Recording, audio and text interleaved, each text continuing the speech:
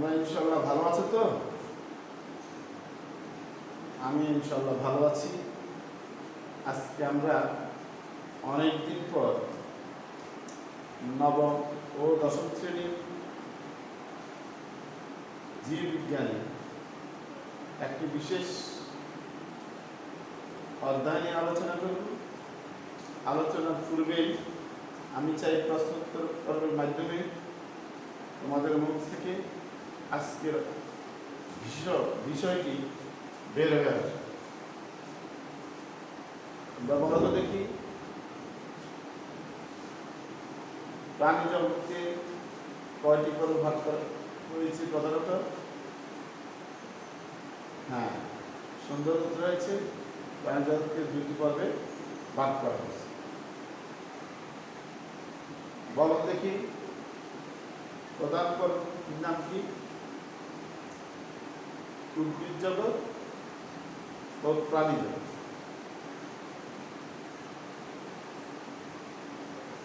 উদ্ভিদ জগৎ এবং প্রাণী জগৎ। উদ্ভিদ এবং প্রাণীর সৃষ্টির মূল কি বলতে পারবে? কি দ্বারা সৃষ্টি? হ্যাঁ, সুন্দর হয়েছে। উদ্ভিদ এবং প্রাণী জগৎ সৃষ্টির মূল হলো কোষ। কোষ কাকে বলে বলতে পারবে? বলো তো দেখি। সুন্দর হয়েছে। তাহলে আমরা বুঝলাম জীববিজ্ঞানের গঠনের একটি কোষ। আর আজকে আমরা আলোচনা করব যে আলোচনার বিষয়বস্তু উদ্ভিদ এবং প্রাণী কোষের পুষ্টি। উদ্ভিদ এবং প্রাণী কোষের মধ্যে যে প্রধান কিছু পার্থক্য আছে, যেটা আমরা বোর্ডের দিকে লক্ষ্য করো, যেটা আমরা দুটা চিত্র এখানে অঙ্কন করেছি। এই দুটা চিত্রে ছবিতে তোমরা দেখতে পাচ্ছ। বলতো দেখি, আমার সামনে যে দুটা বোর্ডের মধ্যে দুটা কোষ আঁকা হলো, এই কোষ দুটার নাম হলো। বাম পাশে যে কোষটি, সেই কোষটির নাম কি? সুন্দর হয়েছে। এই কোষটির নাম হলো উদ্ভিদ কোষ।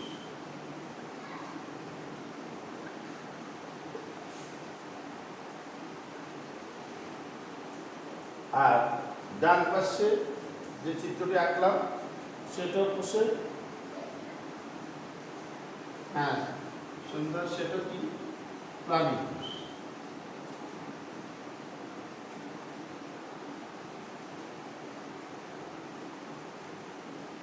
তোমরা তোমাদের খাতায় এই কোষ দুটি এঁকে নেবে এবং আমার সাথে সাথে কোষের যে প্রধান পার্থক্যগুলো দুটা কোষের মধ্যে আমরা দেখতে পাচ্ছি, এই পার্থক্যগুলো চিহ্নিত করে। কোষের যে বাহিরের যে আবরণ, বাইরের স্তর বা এটাকে প্রাচীর বলা হয়। এই বাইরের আবরণকে কি বলা হয়? প্রাচীর বলা হয়, অর্থাৎ কোষ প্রাচীর।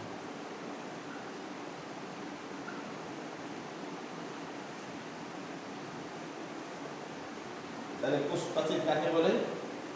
কোষের বাইরের যে আবরণ বা স্তর, তাকে কি বলা হয়? কোষ প্রাচীর।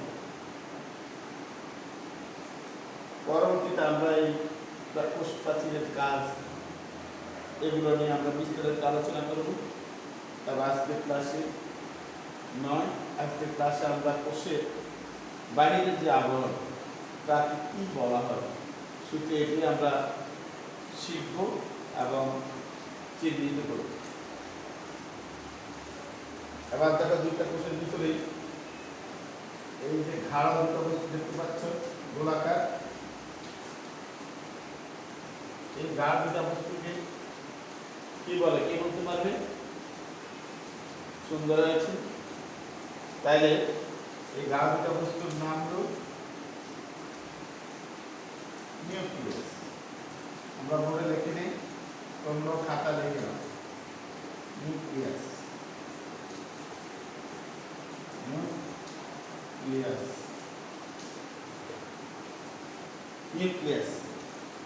তাহলে আমরা কোষের ভিতরে যে দুটি ঢালা গোলাকার বস্তু দেখতে পাওয়া যায় তাদেরকে নিউক্লিয়াস বলে, যেটা উদ্ভিদ এবং প্রাণী উভয় কোষে আছে। উদ্ভিদ এবং প্রাণী উভয় কোষে আছে কি আছে? নিউক্লিয়াস। একটু আগে আমরা দেখেছি উদ্ভিদ এবং প্রাণী কোষে বাইরের যে স্তর উভয় কোষে আছে, সেটার নাম কি পেয়েছি? কোষ প্রাচীর। কি পেয়েছি? কোষ প্রাচীর। এবার আসো এই উদ্ভিদ কোষে এই যে বিচির মতো, দানার মতো, সিমের বিচির মতো তো দেখা যায় ঢালা,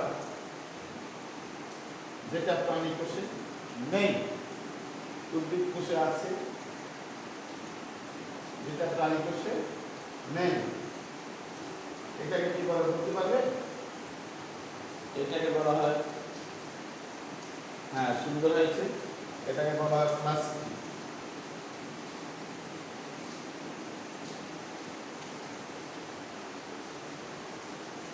যেটা উদ্ভিদ কোষে আছে, প্রাণী কোষে নেই।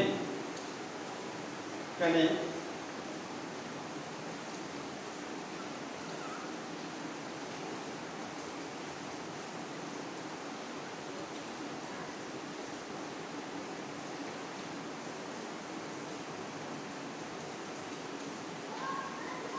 তাহলে আমরা কি দেখতে পেলাম? উদ্ভিদ কোষের মধ্যে বিচির মতো, গোটার মতো, দানার মতো একটা বস্তু দেখতে পাওয়া যায়, যেটা প্রাণী কোষে নেই। এটা কি বলা হয়? প্লাস্টিক বলা হয়। এবার দেখো উদ্ভিদ কোষ এবং প্রাণী কোষের মধ্যে আরো দুটা বস্তু আছে, যেটা উদ্ভিদ এবং প্রাণী উভয় কোষে আছে। এইটা দেখছো তোমরা, এটা কি বলে বলতে পারবে? হ্যাঁ সুন্দর হয়েছে, এটাকে বলা হয় মাইটোকন্ড্রিয়া। Mitochondria, mitochondria. তাহলে যেটা উদ্ভিদ এবং প্রাণী উভয় কোষে দেখতে পাওয়া যায়, এটাকে বলা হয় মাইটোকন্ড্রিয়া। এই মাইটোকন্ড্রিয়ার কাজ হলো, এটাকে বলা হয় পাওয়ার হাউস বা শক্তির ঘর, অর্থাৎ কোষের প্রয়োজনীয় শক্তি এই মাইটোকন্ড্রিয়া দ্বারা নিয়ন্ত্রিত। তারপরে আমরা দেখো উদ্ভিদ এবং প্রাণী কোষের মধ্যে, উদ্ভিদ কোষের মধ্যখানে বাংলা পাঁচের মতো একটা বস্তু পাকা স্থান দেখা যায়। প্রাণী কোষে ততটা দেখা যায় না, ছোট ছোট। নিম্ন শ্রেণীর উদ্ভিদ, প্রাণী, নিম্ন শ্রেণীর উদ্ভিদের মধ্যে উদ্ভিদ কোষে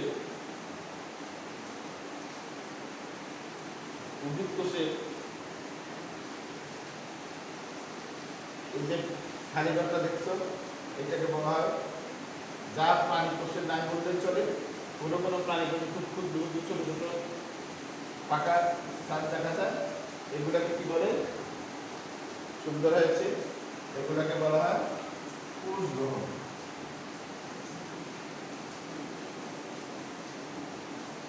কোষ গ্রহণ বা পাকা স্থান, যেটা উদ্ভিদ কোষে বেশ বড় বড় কোষ গ্রহণ দেখতে পাওয়া যায়, যা প্রাণী কোষে দেখা যায় না, যদিও থাকে ছোট ছোট। উদ্ভিদ এবং প্রাণী কোষে হাইড্রোকণা আছে,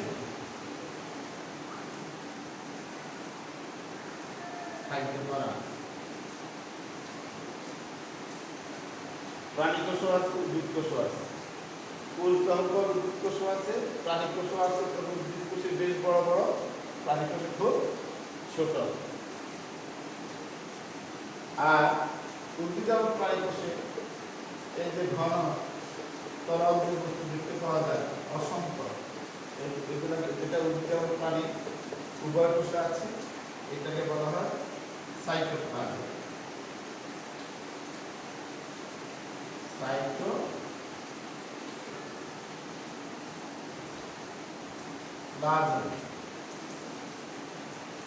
যা উদ্ভিদ এবং প্রাণী উভয় কোষে আছে। আর উদ্ভিদ এবং প্রাণী কোষে আরেকটা বস্তু দেখতে পাওয়া যায়, যেটা উদ্ভিদ এবং প্রাণী উভয় কোষে আছে, যেটাকে বলা হয় গ্রন্থি বস্তু।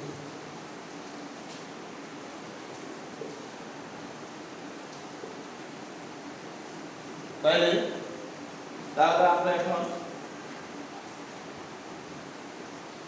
উদ্ভিদ এবং প্রাণী কোষের মধ্যে যে বিশেষ বিশেষ যে অঙ্গগুলো আছে এগুলো আমরা মোটামুটি চিহ্নিত করেছি। তোমরা কি তোমাদের খাতায় এই কাজটি উদ্ভিদ এবং প্রাণী কোষটি ঠিক রেখেছ এবং চিহ্নিত করতে করছ? এবার আমরা উদ্ভিদ এবং প্রাণী কোষের বিভিন্ন অংশগুলো সম্পর্কে হালকা বিস্তারিত আলোচনা করব,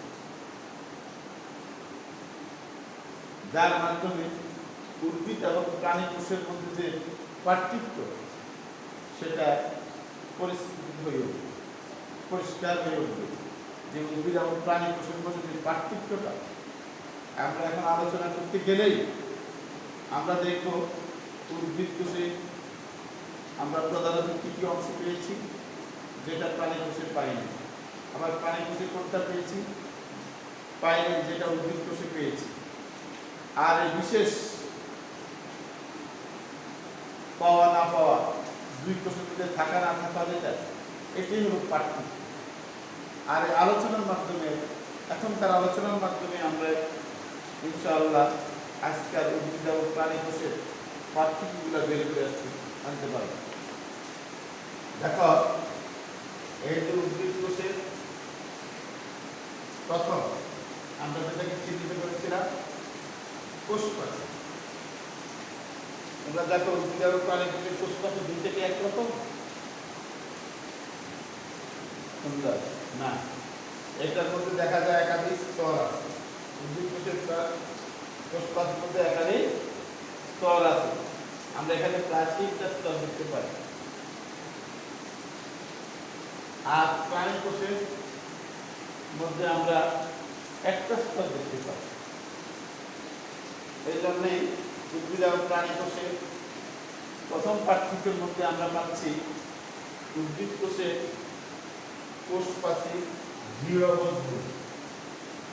উদ্ভিদ কোষের কোষপ্রাচীর কি দৃঢ়, 3টা স্তর থাকাতে তার কোষপ্রাচীরটা মজবুত বা দৃঢ় বা শক্ত। পক্ষান্তরে প্রাণী কোষের কোষপ্রাচীরটি হালকা বা স্থিতিস্থাপক, নরম বা দুর্বল।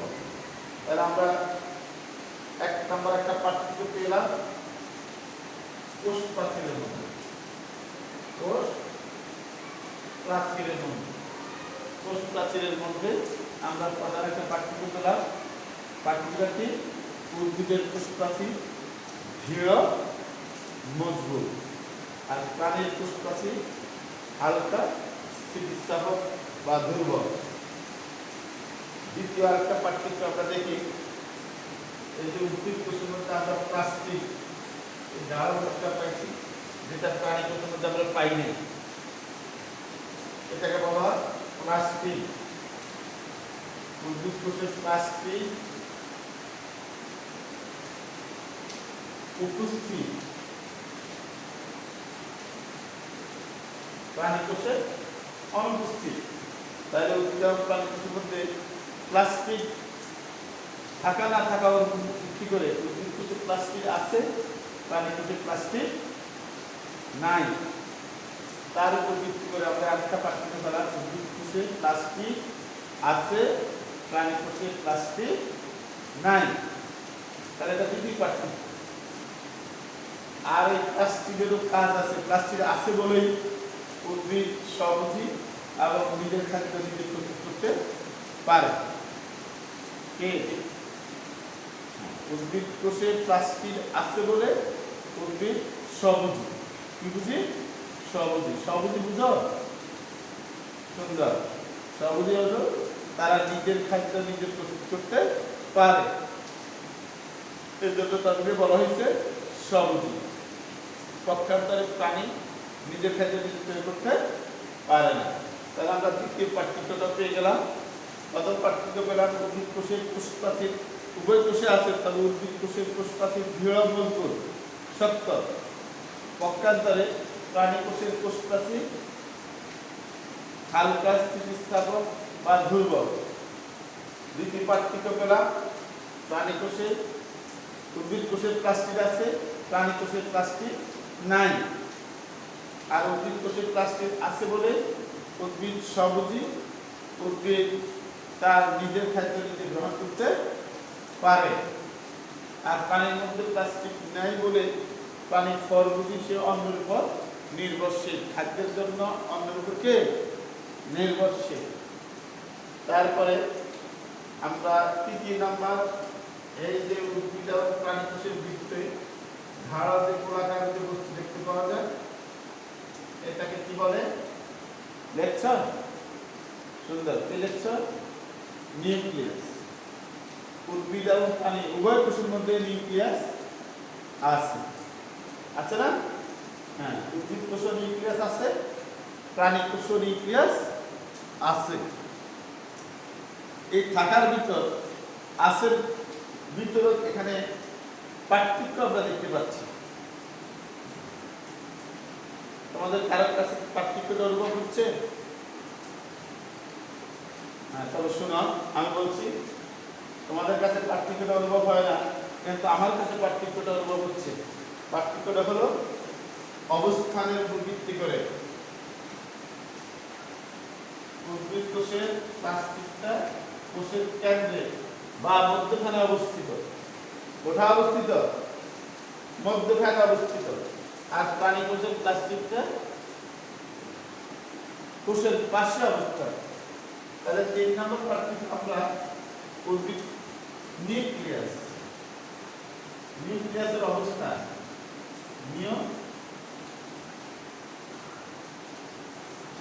নিউক্লিয়াসের অবস্থান, নিউক্লিয়াসের অবস্থানের উপর ভিত্তি করে নিউক্লিয়াসের আমরা পার্থক্য দেখতে পাচ্ছি। অবস্থানের দিক দিয়ে নিউক্লিয়াস প্রাণী কোষের কেন্দ্র অবস্থান, আর উদ্ভিদ কোষের এক পার্শ্বে অবস্থান। আর এই অবস্থানের কারণ আছে। এই যে বড় বড় কোষ গহ্বর থাকাতে সে উদ্ভিদ কোষের নিউক্লিয়াস পার্শ্বে অবস্থান করে, আর প্রাণী কোষের মধ্যে কোষ গহ্বরের অবস্থান নাই বললে চলে, যদিও থাকে খুব ছোট, যার উপর ভিত্তি করে প্রাণী কোষের নিউক্লিয়াস কেন্দ্রে অবস্থান করে। আর কোষের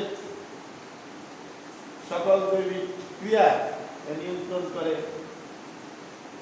নিউক্লিয়াস। কে? নিউক্লিয়াস। তোমরা সবাই মনোযোগ দিয়ে শুনো। কিছুক্ষণ পরে আমি তোমাদেরকে একটা প্রশ্ন করব, তোমরা আমার প্রশ্নের উত্তর দিতে হবে। খাতায় লিখো এবং মনোযোগ দিয়ে শোনার চেষ্টা করো, যাতে পরবর্তীতে তোমরা প্রশ্ন করলে উত্তর দিতে পারো। তারপরে আমরা আসলাম আরেকটা পার্থক্য আসি।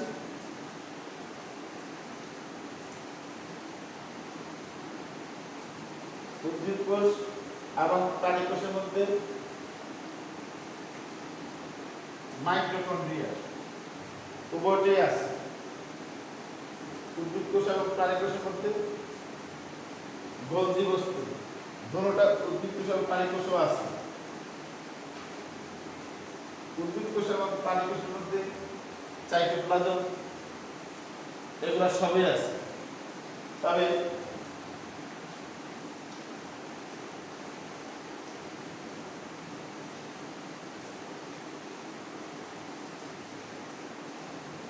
উদ্ভিদ এবং প্রাণী কোষের যে শক্তি, কোষের যে শক্তি, যেটা তারা থেকে মাইক্রোবিয়া থেকে গ্রহণ করে। তাইলে এখন তোমরা সুন্দরভাবে তোমাদের খাতা যে চিত্র অঙ্কন করছো এবং যে চিহ্নিত করছো এগুলো একটু ভালোভাবে তোমরা 1 মিনিট দেখো।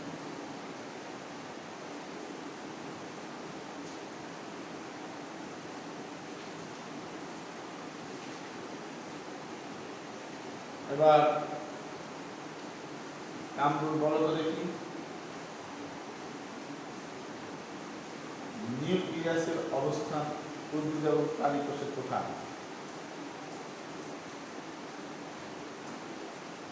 সুন্দর। উদ্ভিদ এবং প্রাণী কোষে নিউক্লিয়াসের অবস্থান উদ্ভিদ কোষে এক পার্শ্বে অবস্থান করে আর প্রাণী কোষে কেন্দ্রে অবস্থান করে। সোহাগ তুমি বলো দেখি, উদ্ভিদ এবং প্রাণী কোষে নিউক্লিয়াসের কোষের এক পার্শ্বে নিউক্লিয়াস এবং কেন্দ্র অবস্থানের কারণ।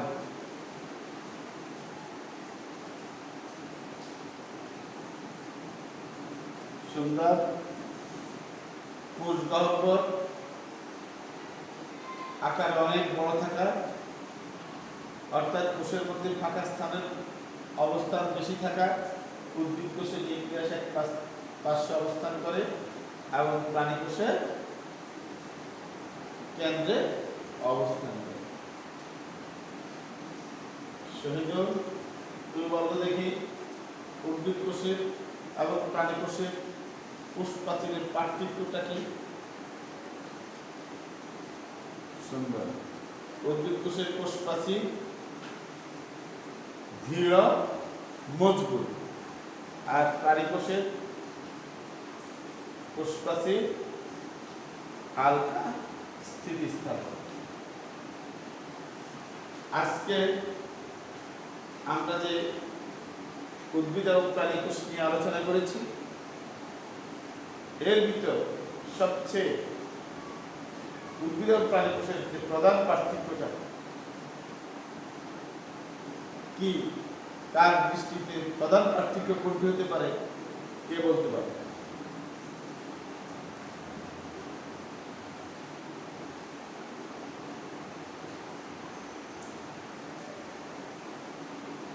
হ্যাঁ, দাঁড়ায় বলো টপিকও। হ্যাঁ, সুন্দর। প্রধান পার্থক্য হলো কি, প্লাস্টিক যেটা উদ্ভিদ কোষে আছে প্রাণী কোষে নাই। তাইলে উদ্ভিদ কোষে প্লাস্টিক আছে, প্রাণী কোষে প্লাস্টিক নাই। উদ্ভিদ কোষে কোষ গহ্বর আছে, প্রাণী কোষে নাই। এটা তোমরা বোর্ডে লিখে নাও, খাতা লিখে নাও। কোষ গহ্বর, কোষ গহ্বর। কোষ গহ্বর উপর ভিত্তি করে আমরা উদ্ভিদ এবং প্রাণী কোষের পার্থক্য দেখতে পাই। সেটা হল উদ্ভিদ কোষের কোষ গহ্বর বেশ বড় ফাঁকা স্থান, কিন্তু প্রাণী কোষের কোষ গহ্বর নাই বললে চলে, তবে নিম্ন শ্রেণীর প্রাণীর মধ্যে যদি থাকে খুব ছোট। তাহলে আজকের আলোচনা আমরা যে করেছি, তোমরা ইনশাআল্লাহ আগামী ক্লাসে উদ্ভিদ এবং প্রাণী কোষে চিহ্নিত চিত্র অঙ্কন করে এবং পার্থক্যগুলা, প্রধান পার্থক্যগুলা সুন্দরভাবে খাতা লিখিত করে তোমরা নিয়ে আসবে। এটা তোমাদের বাড়ির কাজ, তোমাদের কি কাজ? বাড়ির কাজ। বাড়ির কাজ কি? বাড়ির কাজ হলো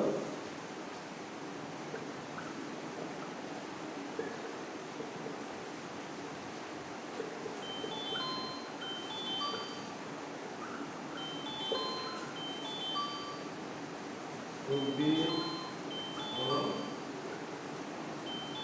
প্রাণী কোষে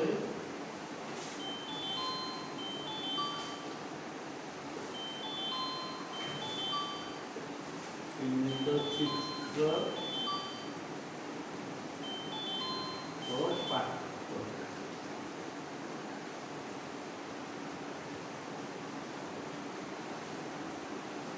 তাহলে ইনশাল্লাহ আজকের মতো আমাদের ক্লাস এখানে শেষ।